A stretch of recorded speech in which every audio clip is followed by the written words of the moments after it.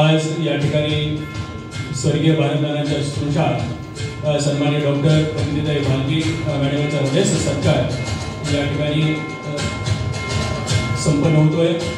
सत्कार आपला करण्यास हर्षमध्ये वाटतो, आनंदित झाल्या बाही दिशा हृदय स्नेह गाठतो।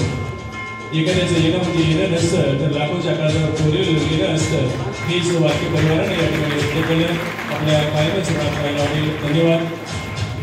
आज नसं व्हावं असं मी त्याला विनंती करतोय।